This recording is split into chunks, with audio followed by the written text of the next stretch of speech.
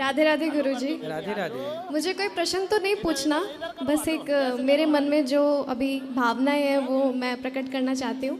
अभी मैंने सभी वृद्ध माताओं के दर्शन किए, और जैसे कि आप बोलते हो कि कोई अपनी माँ को नहीं संभाल पाता और आप इतनी सारी माँ को संभाल रहे हैं, तो मेरी तरफ से आपके लिए मैं कृष्ण जी को बोलूँगी कि खूब सारा आशीर्वाद आपको दे, और आप ऐसे ही जो काम कर रहे हैं करते रहिए। और मुझे सच में बहुत अच्छा लगा, और मेरी इंडस्ट्री से जितने भी कलाकार हैं मैं सबको बोलूँगी कि यहाँ पर एक बार ज़रूर आए। दोस्तों, श्री अनिरुद्ध चार्य जी महाराज का यह वीडियो बहुत ही अच्छा वीडियो है, कृपया इसे अंत तक जरूर देखें। इन्होंने बहुत अच्छे गीत गाए हैं, बॉलीवुड के लिए काम करती हैं ये बहन, और इन्होंने 52 गज का वो गीत गाया है ना, 52 गज का दामन, वो ऐसा एक गाना है जो कि बहुत कम समय में YouTube पर 1.1 बिलियन गया था, अभी 1.6 बिलियन व्यूज़ है, मतलब बहुत ज़्यादा व्यूज़ थे उसके। जी, तो वो 52 गज का आपने गाया है जी। सुंदर सुंदर। तो आप गाते हैं, बहुत अच्छा गाती हैं, और आज इन्होंने वृद्ध माँओं का दर्शन किया, और यहाँ दर्शन करके यहाँ की रसोई सेवा भी देखी, यहाँ की माताओं का दर्शन भी किया। अच्छा लगा आपको? बहुत बहुत अच्छा लगा, मतलब अपनापन फील हुआ है और सबसे मिलके बहुत अच्छा लगा। सुना दीजिए आपकी लाइनें जो हैं, एक दो लाइन उसी की।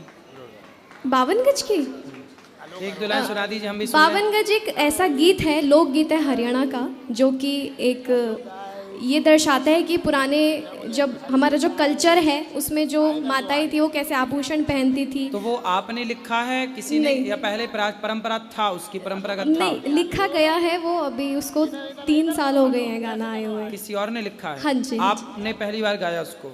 हाँ जी, मैंने पहले किसी और ने भी गाया है? नहीं नहीं नहीं नहीं, किसी ने गाया, मैंने ही गाया, मैं ही रियल ओरिजिनल सिंगर हूँ उस गाने के। तो आपके लिए किसी ने लिखा है? जी जी जी। बहुत अच्छा, सुनाइए।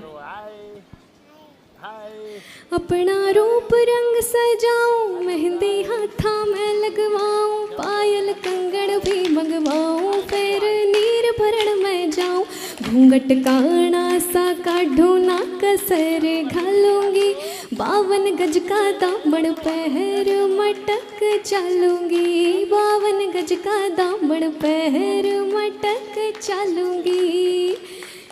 Thank you. इसमें बस यही है कि पहले ज़माने में जो हरियाणा का जो कल्चर है उसमें पूरे सज धज के रहती थी माताएं, दामन 52 गज का दामन पहन के, और पूरा टूम, गहनों को टूम बोलते हैं, तो उनको सब पहन के, तो वो एक कल्चर दिखाया है हमारे इस गाने। अच्छा है, सुंदर, अच्छा लगा आपसे मिलके। आपने माताओं के दर्शन किए, भगवान आपको सुखी रखें, खूब ऊंचाइयों पर जाइए। धन्यवाद गुरुजी। आप राधे जैसे राधे। धार्मिक लोग जब अच्छे पद पर जाएंगे तो निश्चित धार्मिकता बढ़ेगी।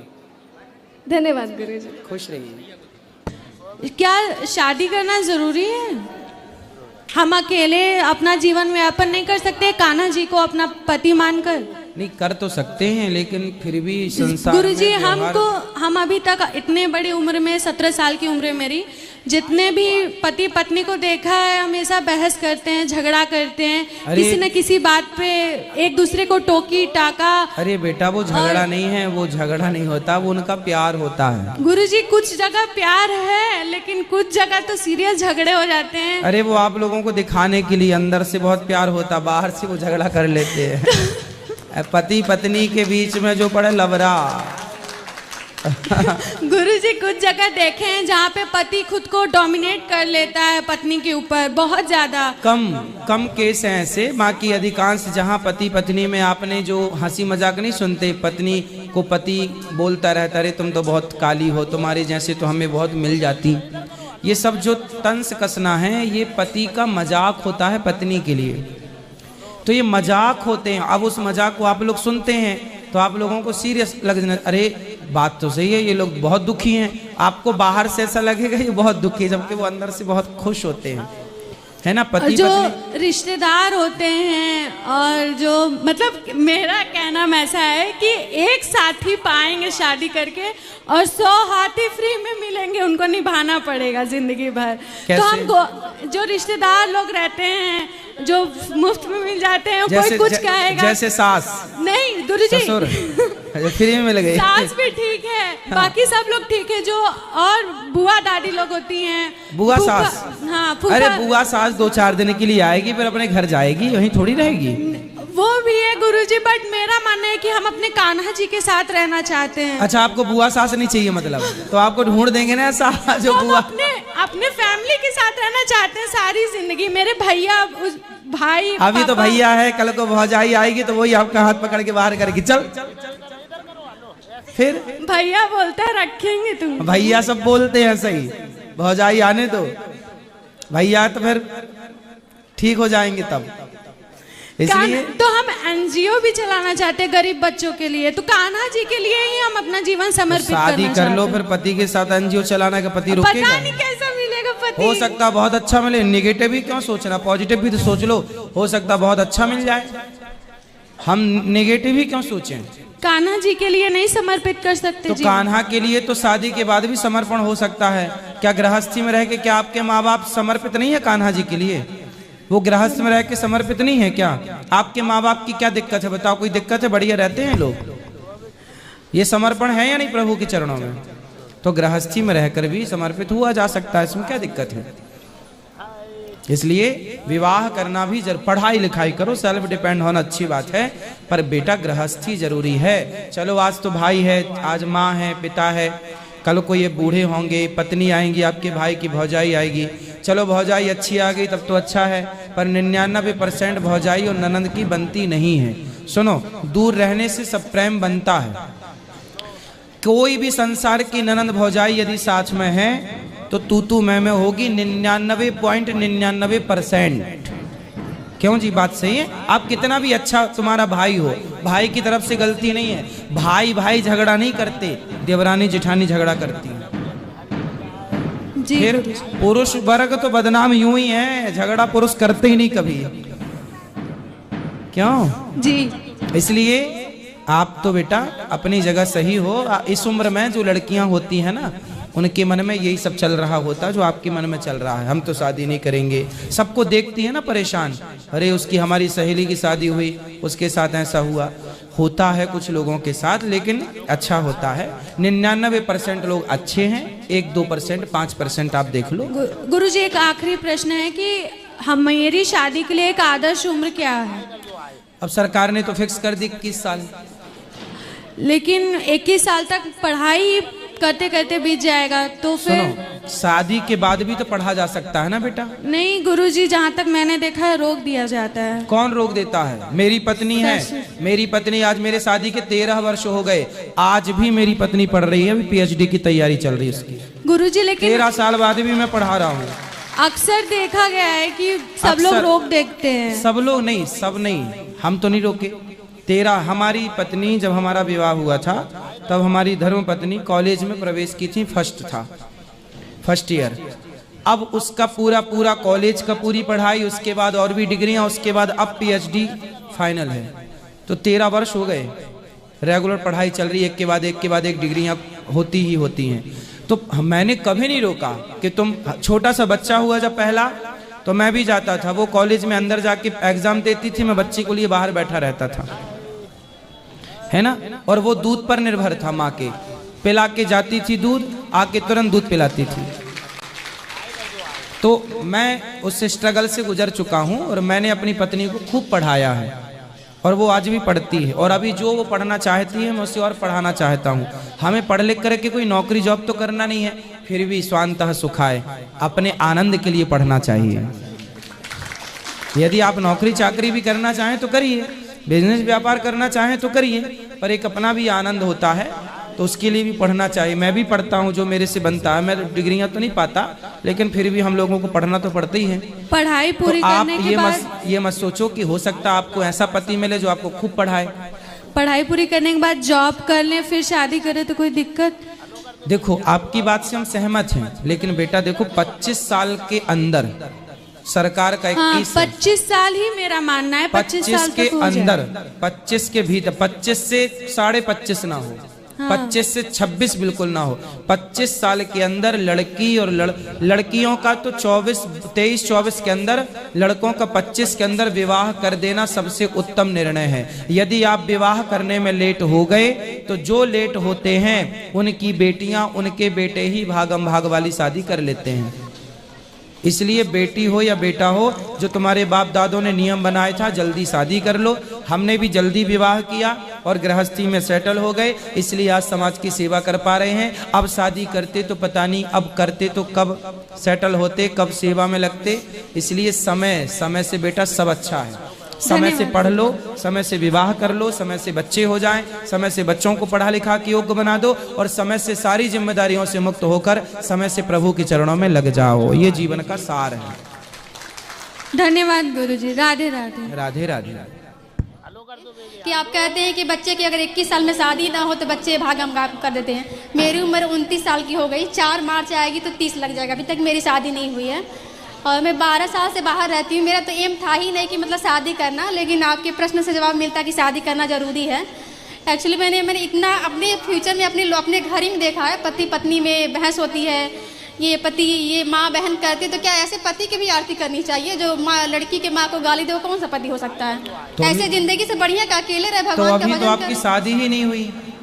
मैं देखी हूँ गुरुजी ऐसे। अरे देखना तो देखो, बहुत कुछ देखना होता है बेटा। तो समाज में अक्सर तो यही मिलता है। आप कह रहे हैं 1% लोग, 90% लोग अच्छे हैं, लेकिन मेरे इधर के लोग, कुशीनगर से बिलोंग करती हूँ मैं, मेरे साइड में 90% ऐसे हैं जो पत्नी को एकदम पनिश करते, सजा देते हैं हमेशा। 1% अपने पति से खुश रहते हैं औरतें। तो मुझे मन नहीं होता कि मैं शादी करूँ। तो जिस तरफ के लड़के अच्छे हों, सम्मान करें, उस तरफ वालों से कर लो।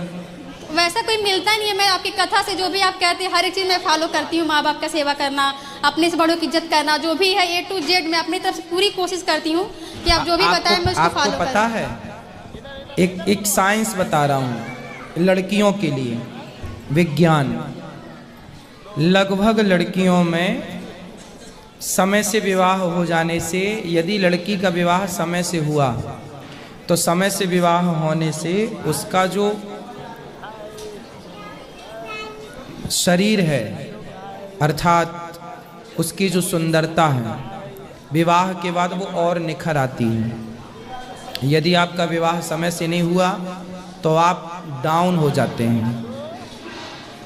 आप जैसे प्यास की ज़रूरत है ना, प्यास तो पानी चाहिए, भूख तो भोजन चाहिए, उसी प्रकार ये पति पत्नी एक प्रकार की ज़रूरत है। गुरुजी अगर पति एक प्रकार की क्या है तो क्या करेंगे? तब जरूरत जिंदगी नरक हो जाएगी। यदि उस समय पर वो जरूरत पूरी नहीं हुई तो वो किसी और क्षेत्र में आपका नुकसान कर सकती है। ये नुकसान पुरुषों में कम देखा गया पर स्त्रियों में ज़्यादा देखा जाता है। मैं इस बात से एक छोटा सा एक एग्जाम्पल दे दूं आपको। एक हमारे परिचित की एक बेटी है, हमारी बहन, हम कथा सुनाने गए थे एक जगह, तो वो उसकी माँ आती थी, तो वो जैसे आप लोग हमसे जुड़े हैं ऐसे वो भी जुड़े हैं, तो उसकी शादी नहीं हुई। तो उसकी माँ चिंतित रहती थी, मेरे से बोली गुरुजी कोई लड़का हो तो बताओ। मैंने कहा आप ही देखो कोई बढ़िया लड़का। एक दिन क्या हुआ, उसके पेट में दर्द हुआ तो वो डॉक्टर को दिखाने गई। तो देखो डॉक्टर ने उसको बोला कि यदि आपका 1 वर्ष के अंदर विवाह नहीं हुआ तो फिर आप बहुत डैमेज हो जाएंगी। मतलब गर्भाशय में कुछ इन्फेक्शन हो गया था, कुछ होता होगा, वो डॉक्टरों की भाषा थी, मुझे नहीं पता, लेकिन कुछ हुआ था उसके पेट में, उसके अंदर सिस्टम में, जो वो तभी ठीक हो सकता था जब उसका विवाह हो और उसे एक पति के रूप में पुरुष प्राप्त हो, तभी उसकी वो बीमारी ठीक हो सकती थी। उस डॉक्टर ने बोला। उसकी माँ चिंतित थी और उसने बहुत तेज़ी से लड़के की खोज की और उसका फिर विवाह हुआ लगभग। तो कुल मिला के ये चीज़ साइंस है एक प्रकार का। पुरुष लोग प्रभावित नहीं होते इस बात से कि विवाह हुआ है कि नहीं हुआ, लेकिन लड़कियां, स्त्रियां, मैं ये नहीं कहता 100% प्रभावित होती हैं, पर 99% लड़कियां प्रभावित होती हैं। 1 साल की लड़की को देख लेना, उसका विवाह हो चुका हो, दोनों में अंतर दिखेगा आपको। जब उसके 2 बच्चे हो चुके होंगे, 2-2, उसके बाद भी वो उससे यंग दिखेगी, जवान दिखेगी। ये विवाह कोई ऐसे थोड़ी है। भगवान राम ने विवाह किया था बेटा, माता सीता ने विवाह किया, तुम कह रही हो हम विवाह नहीं करेंगे। देख देख के। अरे देख देख के क्या है, देख ऐसे क्या देखती हो, अच्छा देखा करो। जिनकी गृहस्थी बढ़िया चल रही है वो भी देखा करो। गुरुजी आप कहते हैं कि हमें अच्छा कर्म करना चाहिए, सब लोग करते हैं जो भी, मतलब मैं तो करती हूँ अपनी तरफ से, लेकिन बहुत लोग देखते हैं जो अच्छे कर्म करते हैं वो बहुत जल्दी खत्म हो जाते हैं, जो बुरे कर्म करते हैं अरे स्वामी विवेकानंद जी 39 ईयर्स हमारे भी इस पिताजी उम्र भी, में चले गए वो। मेरे भी पिताजी 39 तो अच्छे आदमी, सुनो स्वामी विवेकानंद जी अच्छे थे या नहीं? जी अच्छे थे। पर वो कम समय में चले गए। आद्य शंकराचार्य जी 29 वर्ष की आयु में चले गए। उनके जैसा ज्ञानी, उनके जैसा विद्वान, उनके जैसा समाज सुधारक कौन रहा होगा? अच्छे लोग क्या, आपको क्या लगता है कि 100 साल जीना अच्छा है? नहीं, अरे बुद्धू आदमी 100 साल भी जी जाए तो क्या कर लेगा? स्वामी विवेकानंद जी और आद्य शंकराचार्य जी ने 29 और 39 साल में जो कर लिया वो आदमी 100-200 में नहीं कर पाए। तो लंबी आयु पाके क्या करोगे? झांसी की रानी कितने साल की थी बताओ? 29 साल की थी लगभग तब, इस 28 है वो, सॉरी 23 साल की। हाँ आपसे छोटी थी और आज तक देखो नाम चल रहा है। और शादी हो चुकी थी, बच्चा पीठ में बांध के लड़ती थी अंग्रेजों से, फिर खूब लड़ी मर्दानी वो तो झांसी वाली। हाँ। दोस्तों आपका दिल से धन्यवाद जो आपने मेरा वीडियो यहाँ तक देखा। अगर आपको वीडियो पसंद आया तो चैनल को सब्सक्राइब कर देना, वीडियो को लाइक कर देना और कमेंट में बताना आपको ये वीडियो कैसा लगा।